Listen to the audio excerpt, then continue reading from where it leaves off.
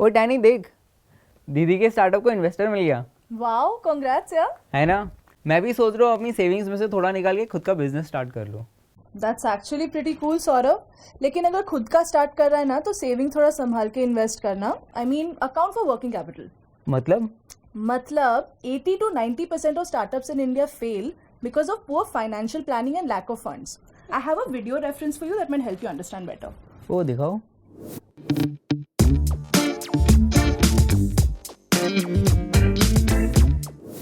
How does a business work? When we want to start a business, usually we start by raising funds. Who from? Shareholders and bankers who are the fund holders of our companies. And then what do we do once we have that money? Of course, we invest it. Invest it in what? It's interesting to dig deeper into this analysis here and ask ourselves, how should the capital invested by shareholders and banks be employed? I mean, which long-term resources does a company need to run its day-to-day business?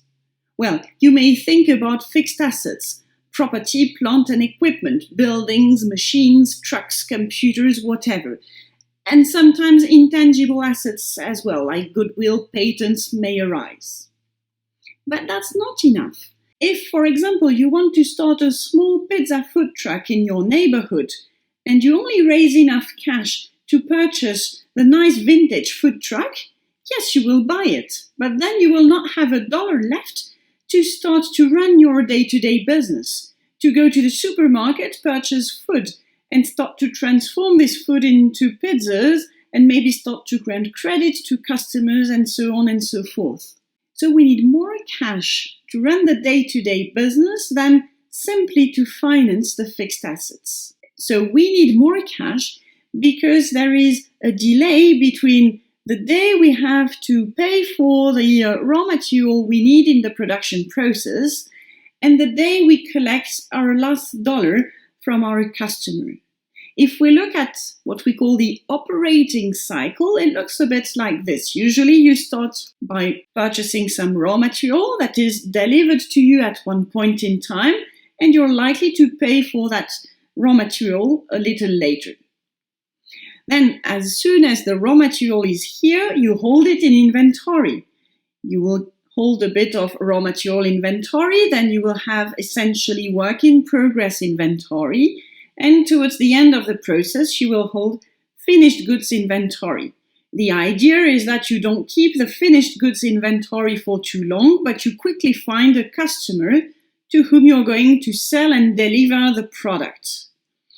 The day the customer takes the ownership of that product, you issue your invoice and the customer will pay you a little later.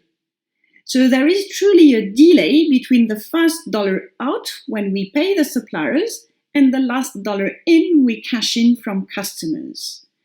This time period is what we call the cash-to-cash period. And during the cash-to-cash period, we need to have planned ahead of time for enough cash to survive.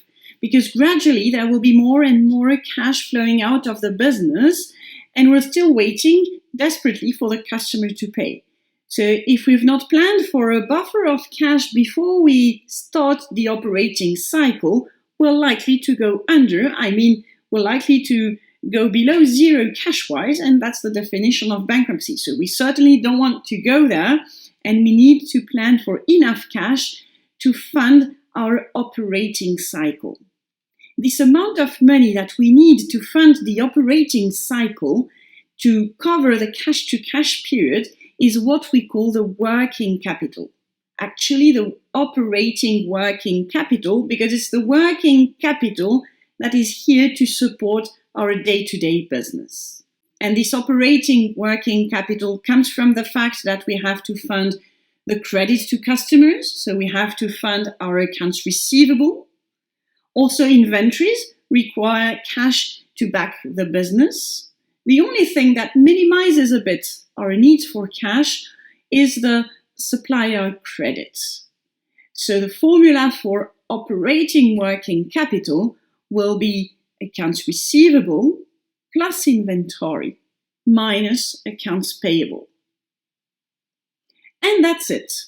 Basically, once we have enough money to pay for the fixed assets and the operating working capital, we are ready to start the business.